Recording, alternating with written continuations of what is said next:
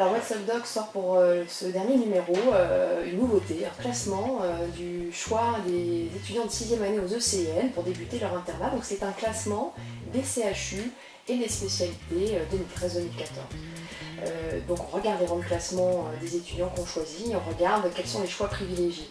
Et là on se rend compte qu'au niveau des CHU, on a les Hospices Civils de Lyon qui arrivent en tête. Alors ils ne sont pas loin devant, il y a un véritable coude à coude avec Montpellier-Nîmes, donc c'est vraiment un duo de tête on pourrait dire. Et alors côté spécialité, on remarque tout de suite, on a une majorité de spécialités médicales en tête, un petit peu de spécialités médico-chir comme l'ophtalmo et l'ORL, mais ce qu'on voit c'est des spécialités pourtant bien rémunératrices comme l'anesthésie réa, les spécialités chirurgicales, la gynécologie obstétrique. Ces disciplines, elles sont plutôt délaissées, on peut s'interroger, est-ce que c'est une question de qualité de vie, avec le problème de permanence de soins que connaissent ces spécialités.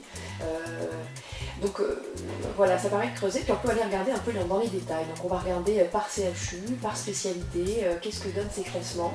Et là par exemple on trouve des duos, on va dire, par exemple la gynécologie médicale qui est le plus souvent pris surtout sur Lille. Et à Lille effectivement c'est une spécialité bien classée, donc on se dit tiens, là vraiment il y a quelque chose qui fonctionne, quelque chose qui attire. Et puis à l'inverse on a les exemples qui se repoussent, et par exemple on a donc la neurologie, où Nice est alors très mal classée, et à Nice la neurologie est très peu prise, donc là on va se dire tiens qu'est-ce qui se passe en neurologie, à Nice il doit bien y avoir quelque chose. Alors on voit que Limoges arrive en dernier, en tout dernier. Alors un des premiers critères qui peut porter ce résultat, pour nous probablement, c'est notamment la taille de la ville. On voit que les villes de plus petite taille quand même sont plutôt dans le bas du classement. Et puis l'isolement géographique de Limoges, qui aussi est peu relié en termes de transport à d'autres villes aussi. On peut voir que c'est un critère des fois important, des villes qui pourraient comme ça paraître plus petites, moins attractives, vont l'être aussi parce qu'il y a une facilité de mobilité qui peut permettre d'aller piocher de la formation aussi dans les CHU voisins et de s'enrichir. Donc c'est ce qu'on va trouver par exemple aussi pour Saint-Étienne, Reims, Amiens, et peut-être Limoges a moins ça.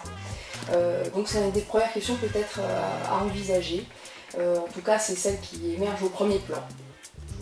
Et donc ça permet ensuite comme ça d'aller rencontrer des coordonnateurs, des internes, des doyens et de dire bon alors chez vous on voit bien qu'il y a ça qui intéresse, ça qui repousse, qu'est-ce qui se passe? Et donc l'idée ensuite de ce classement, c'est au-delà de l'information, on peut espérer, ça arrive à faire bouger des choses, avoir des exemples de choses qui fonctionnent, que pourront reprendre d'autres CHU, d'autres disciplines, et puis à l'inverse de voir à un moment donné qu'est-ce qui dysfonctionne, pourquoi, aider ces services-là à avancer. Et puis mieux se rendre compte de ce qui peut faire qu'une formation n'a pas de succès. Donc c'est un peu tout ça, ce classement, c'est riche en informations, il faut aller fouiller, il faut aller tout regarder. Et puis voilà, donc What's Up Doc vous prévoit aussi quelques interviews, quelques réactions autour de ça, ça va être passionnant.